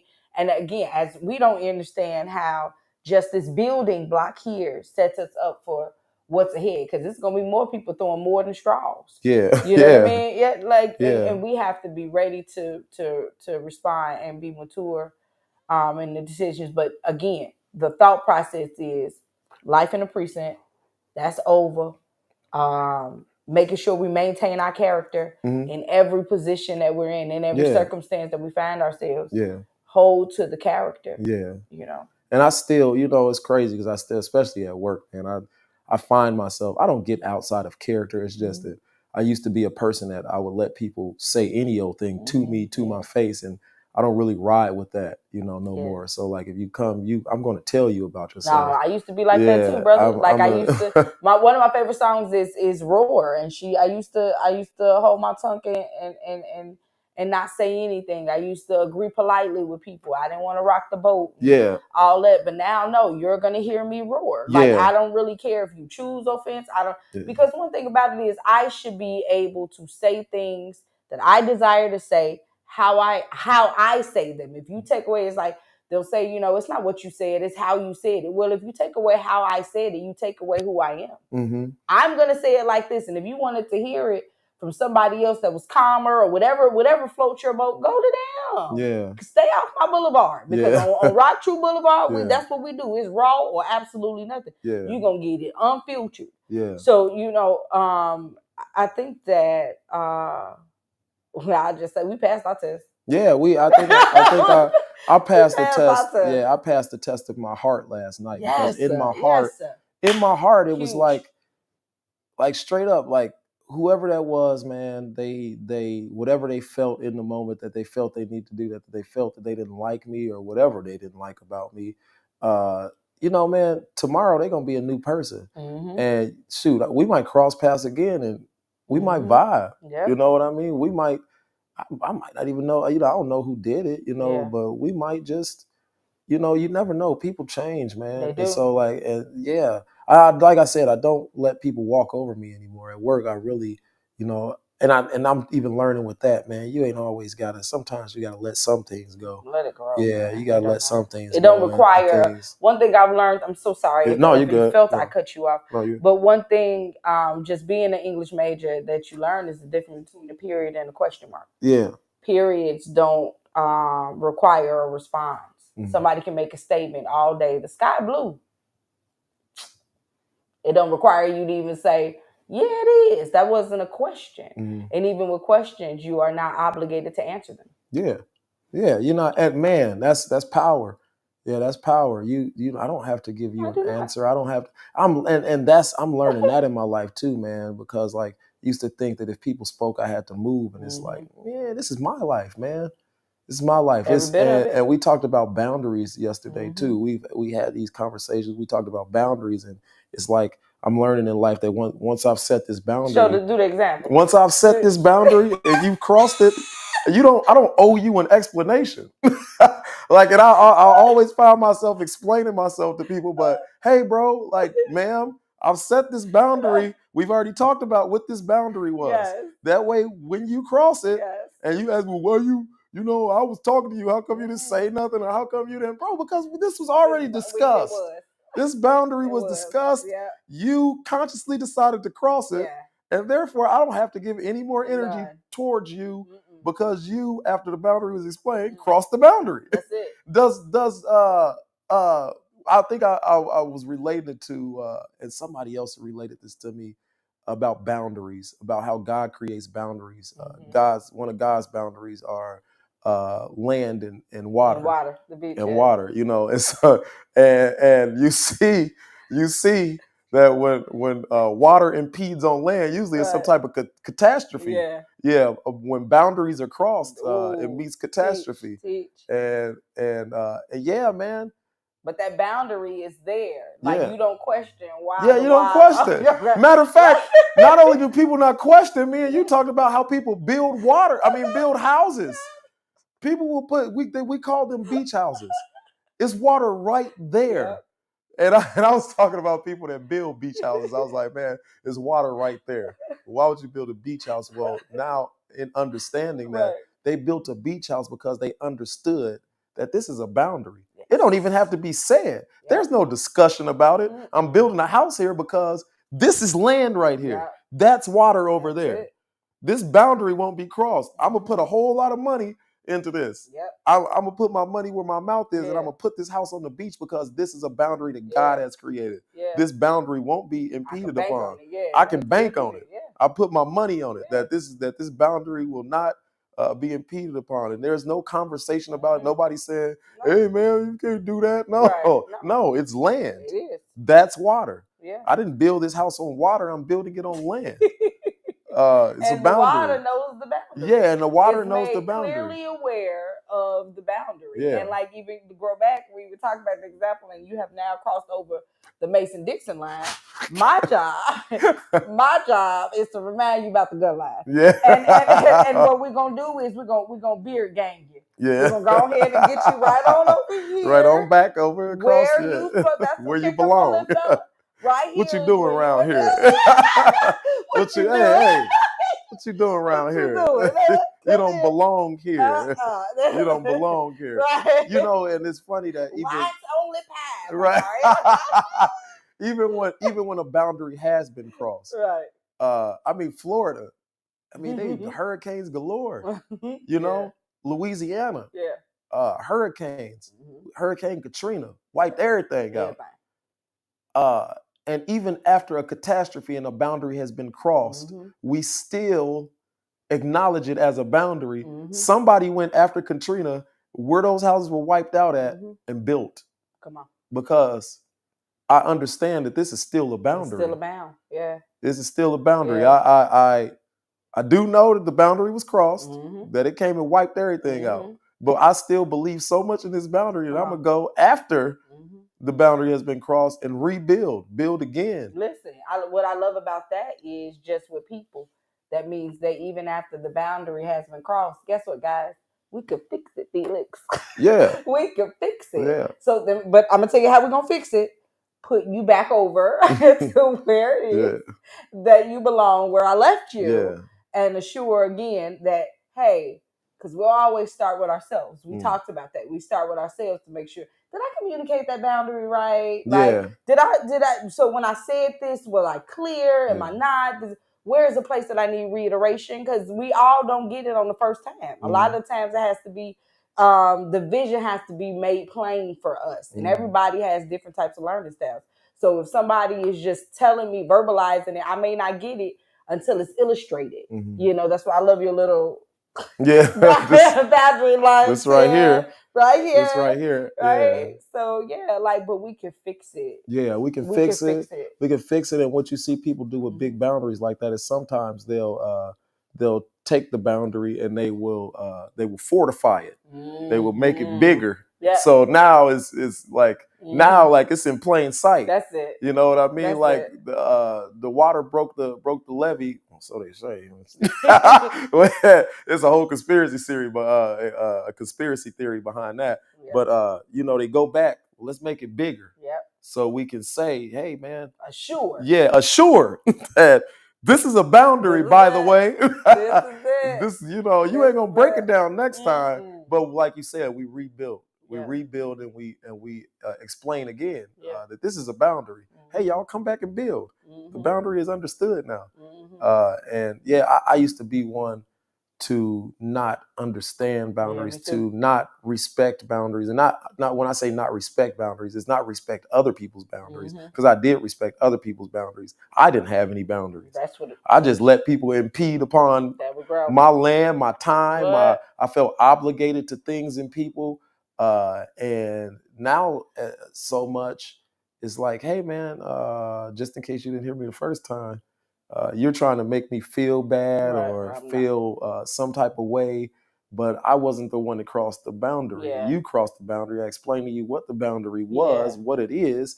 And a lot of times, man, I'll remove myself from a situation now because I told you what it was. Yeah. And if I remove myself, you're going to miss me. That's it. Yeah, you're going to miss me because, miss out. Again, miss out because who I am is a light. And I ain't missing you. You crossed the boundary. You're missing me because I enhanced your life. Yeah. My brother-in-law, man, shout out to Sishman Remsen. I talked about him last week. I'm talking about him again this week. He's dropping these reels, man. They going crazy. He just said he got his first check from Instagram. Come on. From these reels that he's dropping. He got the real game on lock. He got a team behind him. And one thing that he said was he was talking about how, you know, man, like if I'm in your life gonna be better. Your life's gonna be better. It's gonna be enriched. Yeah. It's gonna be enriched. And I'm embracing that. I'm embracing what God has made me. I'm embracing I'm also embracing my faults too. Yeah, you know what I mean? Yeah, my flaws and my faults. And hey man, like that's part of life. It is. You know what I'm saying? It's part of me. Yeah, it's part of me. It's part of me. And nobody escapes it. Nobody is immune from the trials and tribulations of life. Like you are not gonna escape the fallen, depraved nature. There is no escape. Yeah. You know, you have to forever deal with that nature, but in the spirit of God. You know, so no, like the boundaries. Like you said, you know, I didn't set them. So because I didn't set them, I can't get mad at other people for taking advantage of. I mean, we're here for usage. Yeah. You know, and so, you know, even with our cell phones, it has capabilities. Yeah. And so when you just saying, oh, well, I can do it all and everything, so you think people not gonna take the Rock True Challenge? Yeah. Take the Rock True Challenge. They're gonna I believe Dave Chappelle described them as habitual line steppers. Habitual line There are crossers. people. There are people out there that when you set a boundary, they habitually cross them. Ready And for so it. yeah, they ready for it. And So so you like, saying it's here, but yeah, it's not over here. but it's I'm so not yeah, touching you. yeah, I'm not kids. I touching mean, you. yeah, kids. We got a dog in this mug who Man, habitually oversteps. Line cross to Harley. who's a habitual line stepper Oh like my you.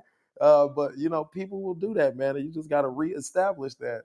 Bruh, I don't owe you nothing. I told you what it was. So if you call me at 7:00 on a Sunday, I'm not going to answer the phone, and I probably might not call you back. I might get to you, and I don't feel bad about it because I told you what it is. Not at all. I told you that I'm building something over here. Not at all. So let's just say it's 7:00 and I don't have a show. And you call.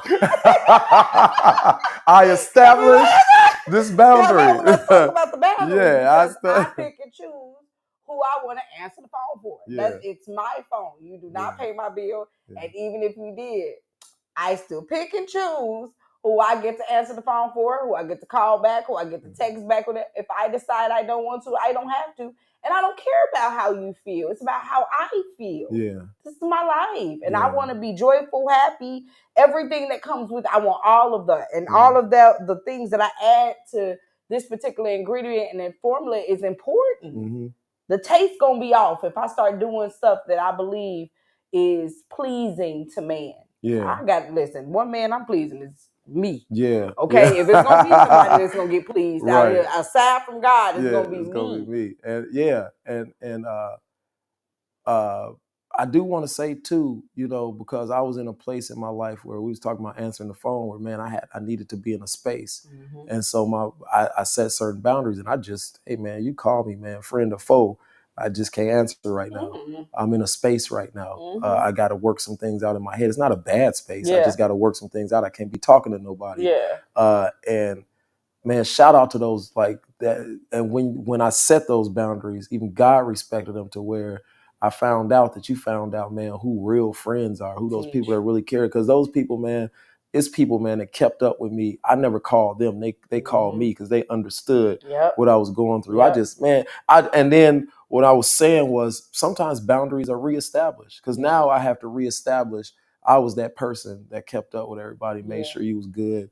And now I need to reestablish that now I can let certain boundaries fall where, yeah, man, now you ain't got to just call me. I'm calling you. I have that headspace. I'm moving into a place in my life where I can reestablish that boundary. I could establish a new boundary. You know, you look at places that, I mean, shoot, look at Chicago. You know, let's talk about reestablishing boundaries. We was just talking about like after the Chicago fire, you know, after a catastrophe happened, Lake Michigan used to come up to, I forget where they said exactly, but it wasn't no Michigan Avenue because that was Lake Michigan. And after the fire happened, they made all of that rubble, they made it land, and that now this is a new boundary.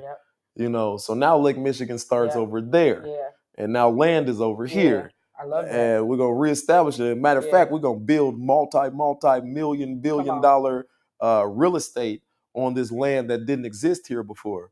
And sometimes, man, you do have to reestablish boundaries. You might go through a catastrophe and it causes you to reestablish boundaries, you know, and now I'm learning that, yeah, that was a boundary at one point in time in my life. I don't have to hold true to that my whole life. Things change. And now I can reestablish some things in my life and reestablish some boundaries, and I could open up to people and things have changed. Man, it's subject. I'm so sorry. No, you I know good, it's closer, but you're right. It's subject to change. Also, let's just throw that one out here for free. Just a nice little Rock True quote. It is subject to change at any time. Yeah, right. I need you to know that. Right, I need you to know because I don't want you. It's just like you walk into your favorite restaurant and they have a different menu on DoorDash. We've all experienced that with pricing. We have different the whole flyer little thing that they have with their menu has a whole different price, but then they have this nice little sign that says that the prices are subject to change at any point in time. Okay, so at any point in time it could be 10 cents higher, which means that bound can just grow a little bit more. So at any point in time, and everybody has a right to the reestablishment of the boundaries based on where they have now grown to. Allow people that. Like God allows you that. He gives you your moment and your time to grow and develop, allow people that too. Because you can have the same fruit or vegetables growing in the same bed together, and one ripens before the other. Mm-hmm. And they were all planted at the same time. That doesn't mean anything. Everybody grows in its own timing and arrives then and there at its own time. And so where you are is not where other people are going to be. And that's okay, because that a lot of the times, if you're further, that puts you in the leadership teaching position. Teach. Yeah. Like a teacher needs a student needs a teacher. Like they don't have one without the other. And so it's imperative for people to be behind and before. Yeah. So it's like, understand and have the compassion and knowledge to of God first and foremost, and how He's working things. If you align yourself and become in agreement, not just knowing for yourself, not just know His existence, not the experience of God, but the agreement and alignment of God. Get in that position and posture, and you'll be able to deal with the changes that occur in life. Yeah, no doubt. And on that note, man, I just want to give a shout out to Rock Truth, to Redirect, Regroup, Refocus with Life Coach Jeff. Shout out to the V&O, and shout out to Mr. Smooch Wallace. We are all the Vibe. Yes. Operating out of Vibe Studios tonight, operating out of what we call the Vibe House, which we commune in and have dinner in and sleep in. Yeah. And recreate. Yeah, and create in. Yeah. And man, shout out to everything that God is doing. Yeah. Shout out to all of us. I was gonna end the show with my all night long. I ain't gonna end it with that. I'm gonna end it with our Vibe Studios promo with Mr. Smooch Wallace on the track. Smooch Wallace on the track. It's a vibe. Talk about Precinct Hill. We had the song before we even had the song. Right. Yeah, he made that song a while ago, and then we applied the song to the show. And yeah, man, it's all love. It's all love, man. And if you want to get down with the Vibe Studios, we doing major things, on our way to major things. But life, man, I can call them major. We're doing major things right now. I keep saying we're on our way. Major things are happening right now. I'm in awe of life right now. I'm taking it in right now as it happens. I'm gonna get out of here. I just got to say this, man. Please. You had your radio show this morning. Dope show, man. Mr. Lamont, Deacon Hedgespeth, Hedgespeth. Was dropping some. You've had some dope people on that show, man. I'll be walking in the studio on Sunday morning. You don't even be telling me who's gonna be there. You had DJ Doug in there. I did. Shout out to DJ Doug. Yeah, man. Look, this is. I always, my show is ordinary people with extraordinary stories. So I always realize the extraordinary in these people. And DJ Doug running it down to you, and he talking about, yeah, man, I was doing a Netflix special at a Netflix special. Right. Yo, what you doing here? Like, he was DJing. I forget which comedian it was, but he knows so many people, man. And as we open up and look at that vibe board, I'm in awe. It's getting bigger. It's more signatures. It's like all the people that, like, just imagine who we had before, but then now all of the people signing the board, it's growing. Yeah. We're growing. Yeah. Talk about when, Smooch was actually drawing the vibe on the board that you talk about building, right? Yeah. So we had the chalkboard except that was empty. And then now you had him build our logo on top of it. And then now we have all of these different people who have come through and blessed us. And signed that board. And it's great to just look at it and be like, wow, man. And there's so many more names that are going to go on there. But it's just amazing to look at it and realize that this was a thought, that this was just a concept. And when you build, not a con, a concept. And when you build, this is what happens. Yeah. It grows. Yeah. It gets so big, you know what I mean? And you are, it feels like you're going nowhere. But then once you stand back and look at it, you're like, wow, this is big, man. This is growth. We've done some crazy major stuff. We've been in. I gotta mention, man, like one of the highlights of just being in this space, man. Shout out to Boss Lady 2 times, Carly Rainey. She had me. I don't get interviewed often, because I get to talk on my show. I'm not tripping about it, but she actually allowed me to come on and be interviewed on her show, man. And I told you, I got to sit down a Chicago legend, Tony Schofield. I'm getting interviewed with him. You know what I mean? I'm getting interviewed with Tony Sco, man. Like, got Tony Sco. Yeah. Like, I'm talking about, I remember being a little kid in the backseat of my mom's Nissan Sentra, going to Bailey Middle School in Gary, listening to Tony Schofield on the radio. Yep. You know what I mean? I know that voice. Yep. You know, Tony Sco, man, and then I'm sitting there being interviewed with Tony Schofield. Like, he's been interviewed first. I'm next, and I'm listening to him talk about being in the radio station and interviewing Barack Obama, and Nas is sitting out in the green room. Wow. Nas, G. Nas. Like, and I think it was Nas. Was it? No, I'm sorry. It wasn't Nas. Who was it? I'm sorry. Because he was talking. Okay, what he said was that Nas was, he expected more out of Nas when he interviewed Nas. Who did he say? Oh, Kirk Franklin. He said he was interviewing Barack Obama, and Kirk Franklin was in the green room, and he said that we about to end. Okay, bye. All right, B&O.